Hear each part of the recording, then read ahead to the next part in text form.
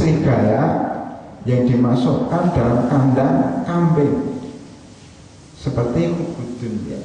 Jadi hubud dunia itu merusak kehidupan dunia ini seperti merusaknya serigala yang ditaruh di kandang kambing. Ini seperti kalau udah hubud dunia semuanya dimakan. Nah, ini faktor ya. Oleh karena itu pada hari rahimahullah, terlalu banyak problematika yang menimpa umat Islam ini. Itu dari hubud dunia. Belum lagi kalau kita tambahkan dikit dari sisi ekonomi dan politik, kita ya dipinggirkan. Informasi yang ada, 10 orang terkaya di Indonesia yang 9 non muslim dan bukan pribumi, yang 1 muslim. 10 orang terkaya di dunia. Makanya ke depan ada prediksi pengamat politik mengatakan Indonesia ke depan itu sudah akan dikuasai oleh orang non muslim ya, yang sekarang sudah menguasai ekonomi Indonesia. Pribumi akan menjadi budak-budak, menjadi pekerja-kerja dan pegawai bos-bosnya yang non muslim. Kita lihat di pasar Kecapi tempat saya, yang paling laris itu ya tokonya non muslim, belum Tanah Abang, belum di pasar-pasar yang orang kalau pasar itu yang ngasih pribumi itu sering terjadi kebakaran. Nggak tahu, katanya konselnya sengaja atau tidak. Setelah kebakaran dibangun yang megah, siapa yang mau menempati harus bayar sewa. Nggak ada enak kok. Hanya lama-lama pasarnya pindah kepada non muslim. Itu begitu rekayasa untuk meminggirkan umat Islam. Jadi umat Islam yang pengusaha-pengusaha ini mulai digeserin. Itu juga mukaddimah atau permulaan untuk menguasai Indonesia. Itu ekonominya dikuasai dulu. Makanya dibukalah ekonomi bebas pasar. Perjanjian di ASEAN, kesepakatan ASEAN itu AFTA ya namanya itu ya. Itu keluar masuk barang itu sudah tanpa dikontrol lagi, bebas, pasar bebas. Makanya kita sekarang kedatangan produk-produk murah dari luar negeri yang menggunakan produk dalam negeri. Sudah habislah produk dalam negeri itu. Nah ini juga faktor ekonomi. Banyak sekali sebenarnya masalah-masalah yang menimpa umat Islam. Bagaimana solusinya secara singkat? Sebenarnya begini, karena kalau kita terlalu idealisme itu nanti malah nggak bekerja malah. Mudahnya pertama kali anak-anak kita ada ke masjid dulu lah. Itu pertama kan ringan itu Pak ya. Artinya bisa dicerna. Oh udah anak-anak 27 semuanya. Kedua, anak-anaknya diajari ngaji lah Pak. Kita nggak usah ngarep orang lain, kita aja dulu. Oke, yang ada sekarang kan kita kan bicara sama kita. Mungkin udah orang lain, biar orang lain nanti lah. Kalau kita ketemu, ya. Anak-anak kita ajari ngaji paling tidak, ya. Tahu ngaji lah ya. Targetkan SD sudah bisa ngaji. Dan kalau bisa diajarkan bahasa Arab. Ya. Tidak harus pesantren. Saya juga tidak mesti anak itu pesantren pasti baik. Tidak mesti anak kalau di pesantren pasti baik. Tidak menjamin. Tapi paling tidak dia tahu modal dasar-dasar agama, bisa ngaji, ya, diajari bahasa Arab, bangga dengan Islam, ya. Makanya boleh lah kita sekolah di umum boleh dan itu bagus selama di rumah itu kita didik. Karena kita tuh nyalakan sekolahnya kayak gini, lingkungan temannya kayak gini, kita ngapain di rumah? Jadi kan anak itu kan sebenarnya tinggal orang tua mau diwarnai merah, kuning, hijau kan tergantung kita. Memang kalau sudah besar susah, makanya sejak kecil itu apa namanya anak kita dulu. Ini kan generasi kita kan ya rata-rata di sini kan mungkin sudah 40 tahun ke atas. Saya juga sudah 40 tahun ke atas. Ya, kita akan tenggelam kayak tadi. Kita sebentar lagi akan maghrib. Ya. Dalam Al-Quran itu kalau sudah umur 40 tahun itu sudah ada ubannya. Sudah ada ubannya itu sudah warning ya, sudah lampu kuning, sudah asar lah ya. Sebentar lagi buka tenggelam matahari tadi. Ikhtilafil laili wan nahar, pergantian siang dan malam itu ya ada faedah. Sudahlah, apa yang harus kita kerjakan? Pendidikan. Kita persiapkan generasi kita untuk masa depan. Nah ini, jadi pendidikan generasi itu dari masjid, kita ajarkan Al-Quran, bahasa Arab, bangga dengan Islam. Bangga dengan Islam itu insya Allah mudah. Jadi kalau Islam yang di Bali, di Burma, di Myanmar, itu orang Rohingya itu, kita ada semangat untuk bela. Kalau kita coba, berarti itu keislaman kita perlu diketahui. Ya. Dan seterusnya, bangga dengan Islam. Kemudian setelah dasar-dasar ini selesai, silahkan dikembangkan. Dia masuk perguruan pendidikan umum, mengembangkan kedokteran, mengembangkan ekonomi, mengembangkan apa, tapi membawa nilai Islam. Jangan sampai anak kita itu kena virus sekularisme, liberalisme, itu kan, sepilis itu ya, pluralisme, itu kan penyakit yang dikarang oleh Majelis Ulama Indonesia itu. Haram hukumnya sepilis. Penyakit sepilis itu ya, sekularisme, liberalisme, pluralisme, dan ini menghantui pemuda-pemuda kita. Jadi tadi memisahkan antara agama dan negara. Agama itu di masjid, bukan ke masjid ya.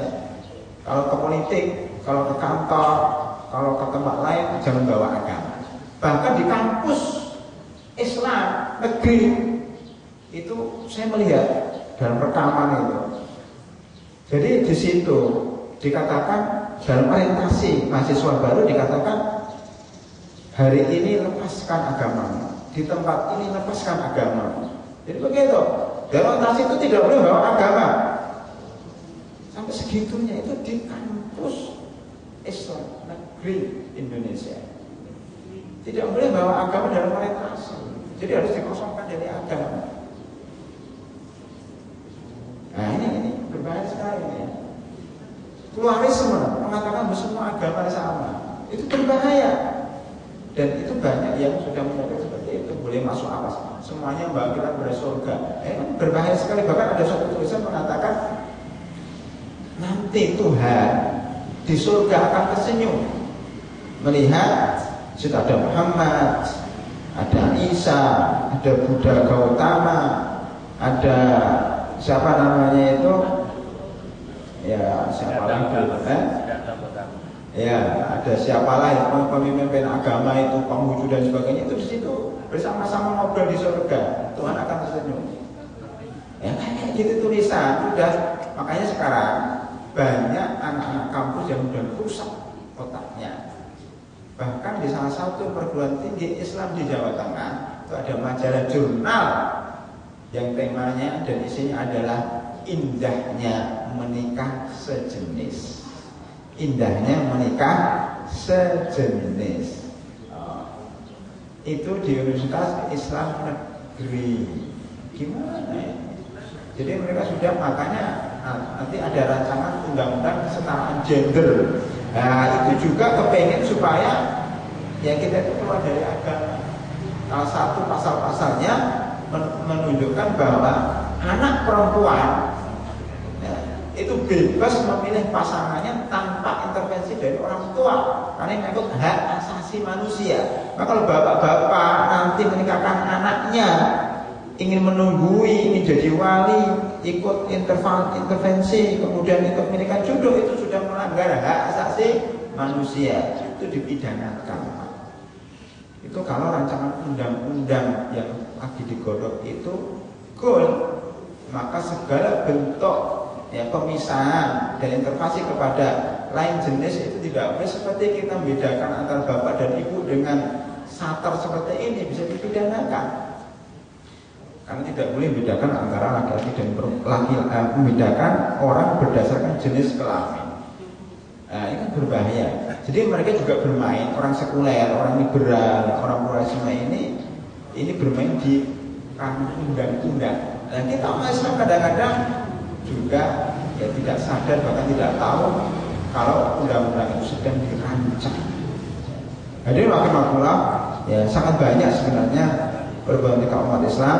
Ini mungkin kita biarkan atau kita serahkan kepada para hadirin untuk berdiskusi di dalam masalah ini. Tapi yang saya sampaikan ini adalah sekedar ya mukaddimah, ya pengantar daripada problematika umat Islam. Demikian Pak Hadi rahimahullah, ya, apa yang bisa saya sampaikan, mudah-mudahan nanti bisa dikembangkan dalam forum tanya jawab. Alhamdulillahirabbil alamin. Demikian orasi yang diberikan oleh Pak Ustaz. Maka kita dapat mengambil kesimpulan ketika umat ini sudah menjadi rusak, ada beberapa faktor yang penting di sini, terutama adalah umat Islam miskin ilmu, artinya ilmu agama. Kalau ilmu dunia, subhanallah, sudah semakin banyak hari ini orang-orang yang S3 profesor ini sungguh sudah banyak, tetapi di mana mereka itu kekurangan ilmu agama sehingga akhlaknya menjadi rusak. Inilah penyebabnya.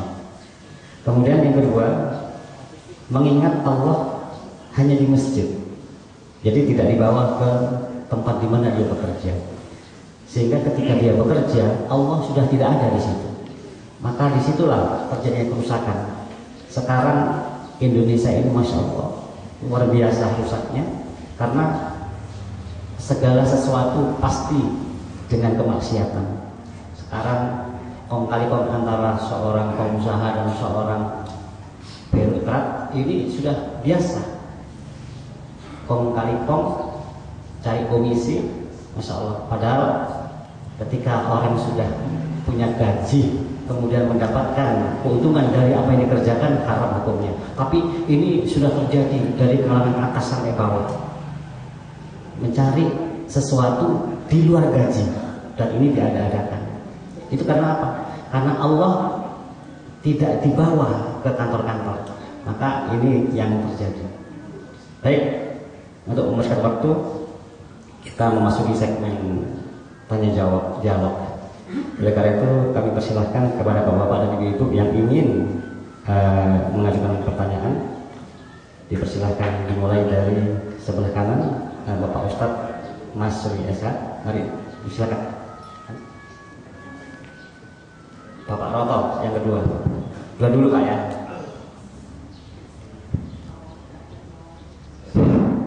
Assalamualaikum warahmatullahi wabarakatuh. Waalaikumsalam.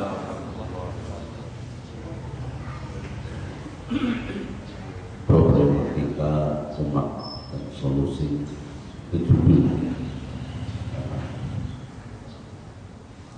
Kemarin saya mengikuti di televisi ceramahnya tokoh dan pakar pendidikan kita yang pernah ngisi di sini, Profesor Dr. Arif Rahman Hakim. Dia mengatakan bahwa kegagalan pendidikan Indonesia adalah tidak menjadikan anak itu menjadi anak yang bertakwa. Gagal. Meskipun anak-anak itu dari sudut kecerdasan otak, pikiran, prestasinya bagus, bahkan di luar negeri bisa mendapatkan apa namanya olimpiade fisika ya, itu bisa jadi juara, ya kan, anak-anak kita di luar negeri.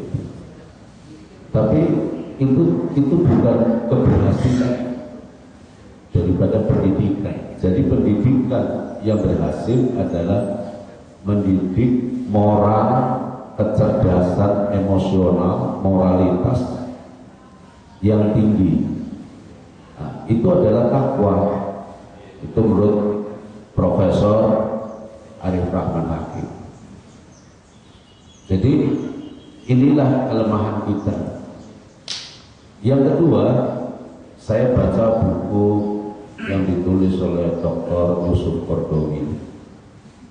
Dr. Yusuf Qaradawi yang diterjemahkan ke dalam bahasa Indonesia itu judulnya Titik Lemah Umat Islam.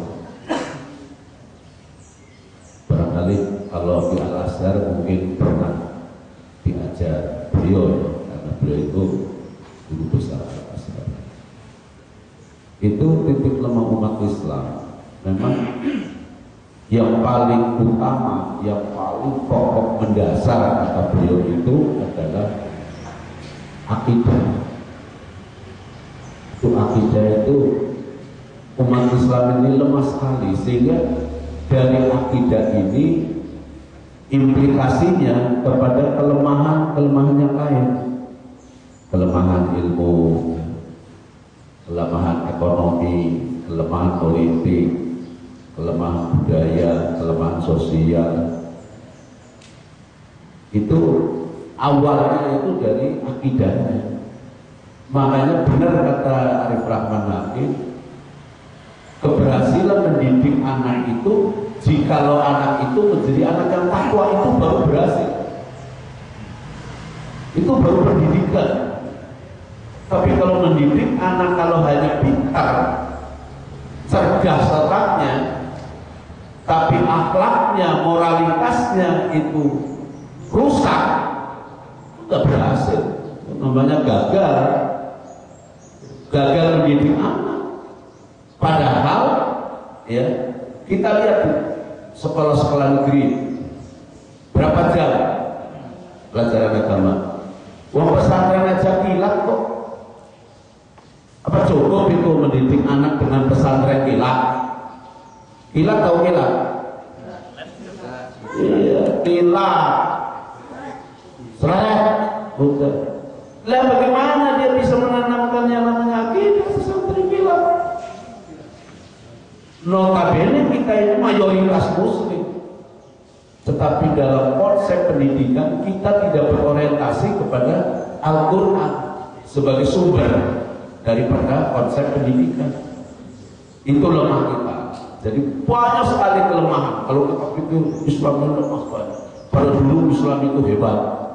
Sebelum Barat melek buruk, sebelum Barat melek pengetahuan, Islam itu mendahului. Di Andalusia itu sumber ilmu itu luar biasa. Semua fisika pun yang menemukan orang Islam. Ilmu alam orang Islam, ilmu hitung orang Islam, semua orang Islam. Tapi setelah abad keruntuhan Islam dengan khilafah, Islam menjadi lemah sampai sekarang lemah. Bahkan akan lebih berbahaya lagi. Bidang politik pun kita nggak punya bargaining position, nggak punya bargaining kita. Karena dianggap kalau kita menyampaikan politik di masjid, wah itu ekstrim, wah itu. Banyak yang pemahamannya itu berarti itu sumbernya dari akidah. Jadi yang paling pokok menurut saya, ini pendapat saya, dan barangkali nanti Ustadz bisa memberikan komen juga, itu adalah titik lemah yang utama sebagai disinyalir oleh Dr. Yusuf Qaradawi adalah iman. La ilaha illallah itu tidak dijawantahkan dalam konteks sosial, politik, budaya, dan sebagainya. Barangkali itu yang saya lihat ya dari apa yang disampaikan oleh Ustaz Ahmad Zain, sungguh sangat menarik. Sehingga bagaimana kita solusinya adalah mendidik generasi. Saya teringat dengan Almarhumullah Dr. Muhammad Nasir ketika saya sering di Dewan Dakwah itu, beliau mencoba menyadarkan umat dari dalam segi politik antara agama Islam dengan politik, tapi gagal. Beliau gagal, mengakui sendiri. Maka beliau itu mendirikan Dewan Dakwah itu mendidik generasi. Itu konsepnya Pak Nasir, mendidik generasi yang muda-muda untuk pengetahuannya itu luas di bidang agama, akidah, di bidang politik, sosial, dan sebagainya. Dan alhamdulillah sebenarnya beliau itu berhasil mendidik kader-kader. Contohnya barangkali Ustadz Ahmad Zain ini salah satu contoh. Jadi itulah menurut saya. Oleh karena itu, bagaimana solusi yang praktis tadi ungkap oleh Ustadz, tapi bagaimana ini betul-betul bisa dijawabkan oleh setiap orang tua. Itu yang penting. Bagaimana orang tua itu disadarkan ini dalam skop yang kecil aja lah umpamanya. Kalau skop yang luas, yang nasional itu berat. Skop kecil aja, karena realitasnya itu terus terang aja, nggak usah jauh-jauh. Di Geraha aja susah kok. Di Geraha ini susah. Apalagi ini jauh-jauh di mana-mana. Meskipun Bekasi ini termasuk bagus di bidang taklim pengajian, tapi membentuk kader generasi yang nantinya itu sulit sekali. Barangkali itu yang saya sampaikan, dan barangkali itu tadi merupakan satu dari Ustadz itu akan memberikan satu solusi yang praktis, realistis, mudah dijalani. Barangkali itu. Assalamualaikum warahmatullahi wabarakatuh.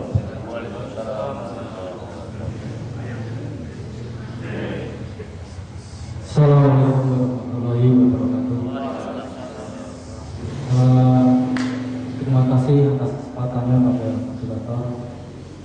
Kami mau menanyakan ini ke Pak Ustadz. Saya menggarisbawahi Pak Ustadz tadi bilang bahwa kita ini terjebak oleh rutinitas ibadah. Ya kan di Islam sendiri ibadah itu ada dua, ibadah duniawi dan ilahiyah.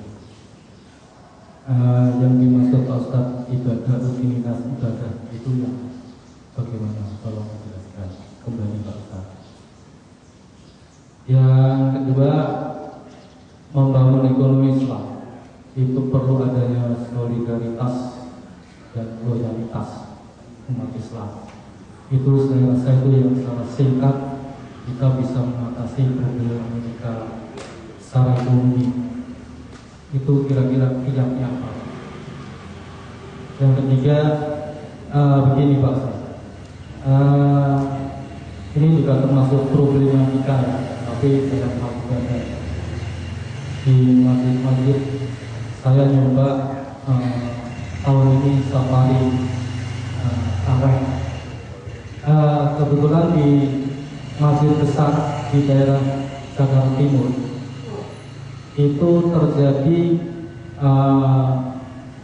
sholat tarawih yang notabene ada dua imam. Karena apa? Yang satu melanjutkan 23 rakaat, yang satu melanjutkan 11 rakaat, yang satu lagi yang 11 rakaat sholat witir. Nah ini kami mau menanyakan, kalau memang dilarang itu dalilnya apa? Karena di dalam satu masjid ada dua imam. Kalau diperbolehkan itu dalilnya apa? Atau itu bisa menggunakan istihad ulama atau bagaimana? Itu mohon dijelaskan Ustaz. Terima kasih. Assalamualaikum warahmatullahi wabarakatuh. Ya, terima kasih atas tanggapan dan pertanyaannya. Dari Pak Masyuri tadi, itu saya kira mendukung apa yang saya sampaikan tadi. Dari sisi problematika, artinya di mana letak problematika, bahkan beliau menguatkan apa yang saya sampaikan, bahwa karena akidah ini karena ada ilmu. Jadi kalau kita tidak punya ilmu, akhirnya tidak punya akidah yang benar. Maka tadi saya berikan ayat, atau saya bacakan ayat dalam surat Muhammad 19 itu, fa'lam, itu kan ketahuilah, itu dengan ilmu, bahwa la ilaha illallah. Jadi la ilaha itu bisa ketahui dengan ilmu. Artinya kalau kita tidak punya ilmu tentang la ilaha illallah, maka akidahnya akan lemah. Jadi keyakinan itu harus berangkat dari ilmu. Ilmu itu dari wahyu. Wahyu itu harus kita baca. Artinya untuk bisa mencapai akidah yang benar itu harus belajar. Karena tidak tiba-tiba datang sendiri, nggak harus belajar. Banyak mengamati, banyak mendengar, banyak dialog dan sebagainya, sehingga menguatkan akidah kita. Nah, jadi itu akidah dan ilmu tidak bisa dipisahkan. Dan tadi juga menguatkan bagaimana tujuan pendidikan Islam, karena saya juga kadang dipanggil untuk mengisi umpamanya tentang pendidikan di beberapa pesantren, perguruan tinggi dan seterusnya. Itu sering saya sampaikan bahwa kita ini sudah salah di dalam membuat visi dan misi pendidikan. Saya sebenarnya kepengen ya, jadi Kementerian Pendidikan itu hendaknya orang yang paham tentang tujuan pendidikan sehingga bisa merubah seluruh pendidikan yang ada di Indonesia ini. Jangan sekedar orientasinya itu sekedar prestasi materi saja, tetapi ketakwaan. Nah, ketakwaan tadi sebenarnya saya terjemahkan tadi dalam surat Al-Imran tadi. Rabbana ma khalaqta hadza batila subhanak faqina adzabannar, itu ketakwaan. Jadi tujuan akhirnya itu dia mengatakan Allah tidak menciptakan dunia ini dengan sia-sia. Artinya menciptakan dunia ini agar kita beribadah kepadanya. Dan tujuan terakhir kita adalah faqina adzabannar, karena sukses. Ini juga mestinya para motivator di Indonesia itu mengatakan mestinya kalau Muslim dia mengatakan bahwa sukses itu sukses dunia dan akhirat. Di dalam surat Al-Imran sebelum ayat ini disebutkan faman zuhziha 'anil nar wa udkhilal jannata faqad faz, kan gitu. Barang siapa yang dimasukkan surga dan dijauhkan dari api neraka, berarti dia sukses. Jadi sukses itu adalah masuk surga dan dijauhkan dari api neraka. Maka sukses dunia harus merujuk pada sukses akhirat. Untuk apa kita sukses dunia kalau masuk neraka? Itu misalnya gitu. Pendidikan yang benar adalah yang orientasinya akhirat. Kalau tadi istilahnya adalah menjadi orang yang bertakwa. Karena kadang-kadang gini Pak, banyak kota itu dengan label bertakwa, namanya Bekasi bertakwa. Amin begitu. Apalagi yang bertakwa. Fulan beriman, tapi maksudnya takwa itu bukan takwa, tapi takwa itu singkatan. Takwa itu apa gitu kan? Itu singkatan. Nah, bukan takwa ini maksudnya di dalam Islam. Ya, takwa ini masih suatu istilah yang sering diungkap tapi susah untuk diamalkan. Maka mungkin kadang-kadang harus menggunakan bahasa lain supaya dipahami oleh masyarakat. Ya. Kita aja puasa ini la'allakum tattaqun, tapi takwanya kayak apa kan? Masyarakat banyak apa? Nah, seperti inilah ya. Memang tujuan pendidikan kita adalah menjadi orang yang baik, yang berhasil dunia akhirat, bukan sekedar sukses berprestasi di luar negeri saja, tapi juga sukses dunia dan akhirat. Ya, kemudian secara umum apa yang disampaikan Pak Masyuri tadi ya mendukung apa yang saya sampaikan dan dikuatkan dengan pernyataan beberapa tokoh. Kemudian pertanyaan dari Bapak ini, ya rutinitas Pak.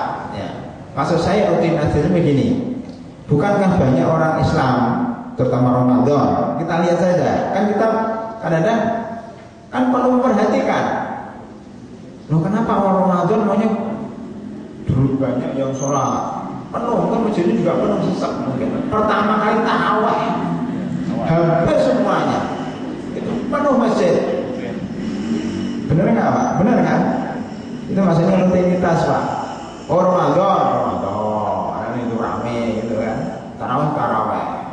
Dan kita lihat inilah generasi kita, mereka tidak istiqomah, ya tidak kuat sabar sampai 1 bulan penuh.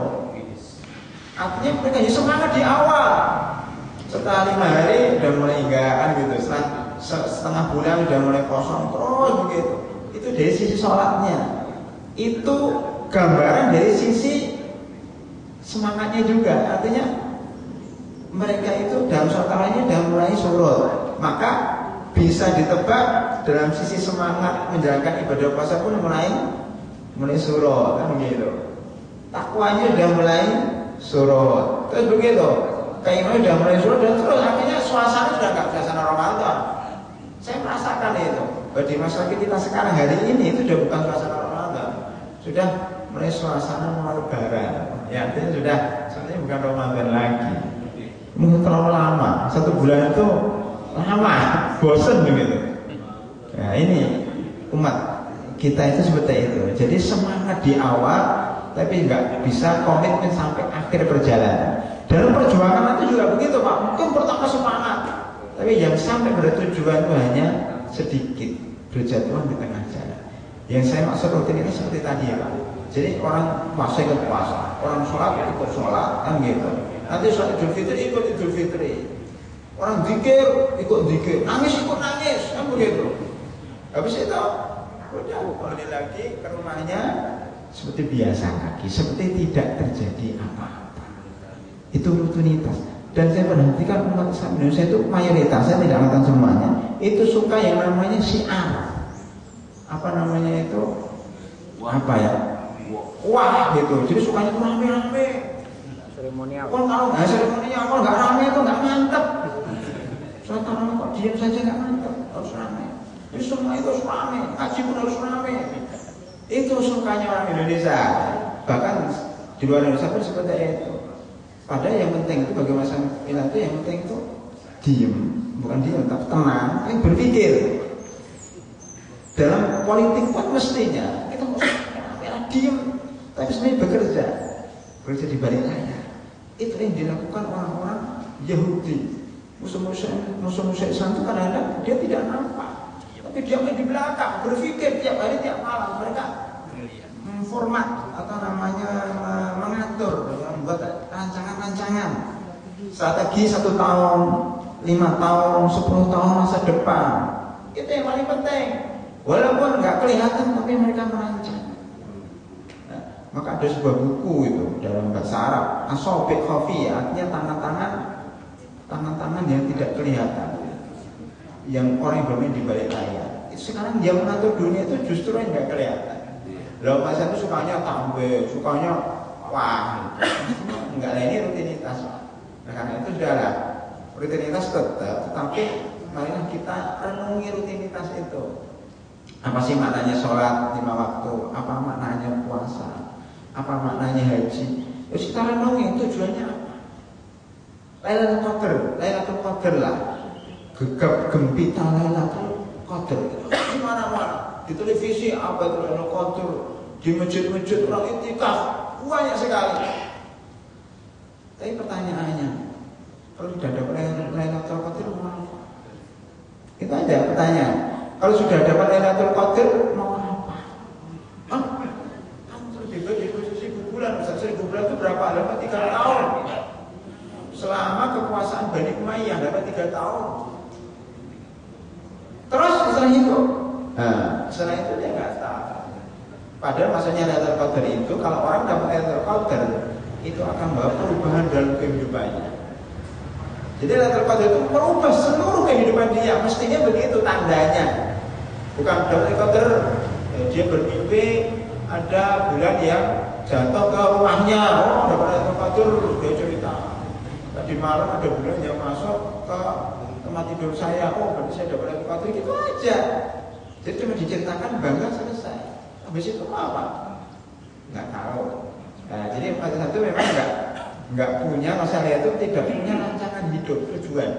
Ada sebagian tokoh yang menulis sebuah buku dan mengatakan begini, tidak semua orang sibuk itu bagus, karena ada orang sibuk yang nyari kesibukan, Pak. Maksud saya begitu. Oh, sibuk sekali. Jadi pada kosong. Nah, daripada kosong, saya nyari kesibukan. Ini kan kesibukan yang tidak bertujuan. Ya, kesibukan yang tidak diformat, dirancang. Yang penting sibuk. Kayak orang naik mobil. Kamu naik mobil, yang penting naik mobil putar-putar. Mana sih? Ke Jakarta ini pokoknya naik mobil. Dia nggak tahu tujuan mau kemana. Ya ini misalnya kalau mau dicontohkan mudah sekali, kita mau mudik. Ya namanya ke Jawa atau kemana. Kan jelas. Saya berangkat dari Jakarta dulu, kalau saya mudik ya, itu biasanya setelah 1 bulan ya, setelah mudik, setelah 1 bulan setelah Syawal. Jadi orang udah selesai, udah sepi, baru mudik. Nah, nggak ada saingannya dan nggak macet, alhamdulillah. Itu untuk mengurangi kemacetan. Coba yang seperti itu 100 orang, 1.000 orang, 2.000 orang, kita lama-lama jalan nggak macet. Kamu semuanya pengen Hari pertama ya mainnya macet kan. Itu juga harus diperhatikan. Nah ketika menuju itu menyebabkan subuh dari Jakarta. Targetnya apa? Sampai Jawa Tengah, sampai Klaten umpamanya maghrib. Ada target itu. Kalau punya target seperti itu, setiap detiknya itu diperhatikan. Makan dipersingkat. Kalau perlu nggak usah makan turun, tapi makannya sambil nyopir. Bisa makan sambil nyopir, bisa ya. Itu suruh nyuapin siapa yang disampingnya. Ketika istirahat dijamin, oh kita ini waktunya sempit, segera. Ya seandainya sholat pun selesai, katanya selesai berangkat lagi. Itu namanya orang yang punya tujuan dan target. Bukan muter-muter yang penting naik mobil. Nah itu namanya rutinitas Pak. Kita itu sholat, zakat, pas itu muter-muter nggak tahu tujuannya. Padahal tujuannya kan jelas ke tempat pulang. Nah itu namanya rutinitas. Tantangan ekonomi umat. Sebenarnya gini Pak. Nah, jadi tidak usah terlalu ideal. Mulai dari kita. Kita punya usaha, yang punya usaha siapa? Kerjasama. Nah, ini ta'aruf antara jamaah masjid yang punya usaha apa, punya usaha apa digabungkan kerjasama. Sayangnya kalau saya juga seorang pengusaha kecil-kecilan, kecil-kecilan sambil usaha kecil-kecilan. Karena saya juga kepengen ya kita terus mandiri, jangan sekedar jangan menggantungkan orang lain, tapi harus mandiri. Kalau bisa membuat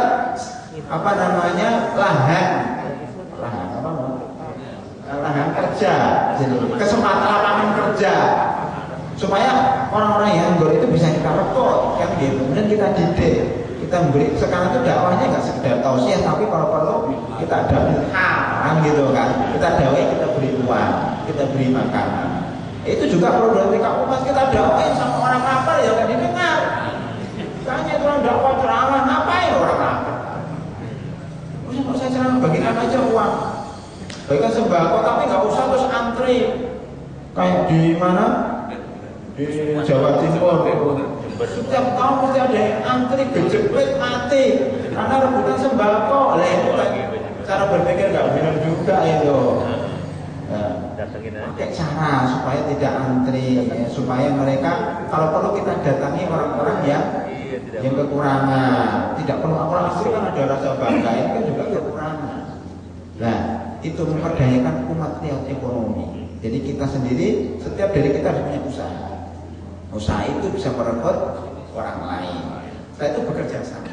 Sayangnya ada sebagian para pengusaha Muslim, tapi kadang-kadang makan tidak menghormati, tidak menghargai orang. Kadang-kadang dia punya usaha besar, kita ingin kerjasama, dihabisin kita. Tidak ada toleransi, kita dimakan dan sebagainya. Itu akhlak. Makan apa tapi dimakan nih.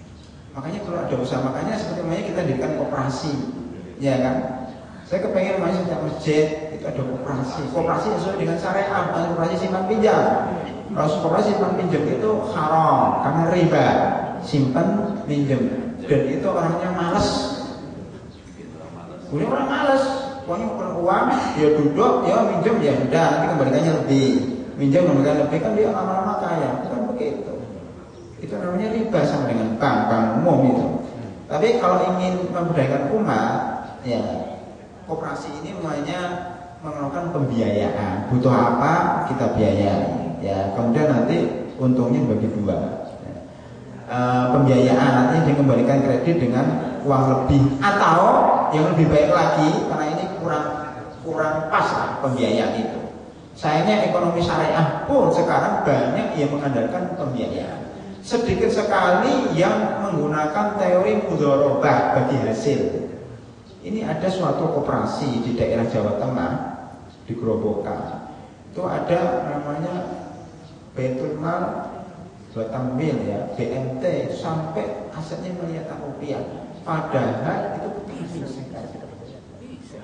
ya, dia namanya apa? Ya ada usaha apa? Namanya dia kepengen nanam apa? Dia biayai, dimodali nanti keuntungannya dibagi dua dan seterusnya. Ternyata subhanallah itu banyak yang tertarik, akhirnya asetnya bertambah sampai miliaran rupiah. mengangkat koperasi-koperasi yang lain, bahkan bisa mengangkat.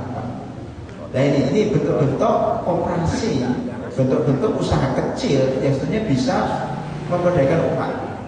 Bapak dan Ibu sekalian, ketika terjadi krisis tahun 97-98 itu, ya, itu ternyata banyak yang belum tikar, ya, tetapi justru pengusaha-pengusaha yang Muslim itu malah justru bangkit karena menggunakan sistem syariah. Ya, banyak orang kaya mendadak pada waktu itu ternyata menggunakan sistem syariah dan dia usahanya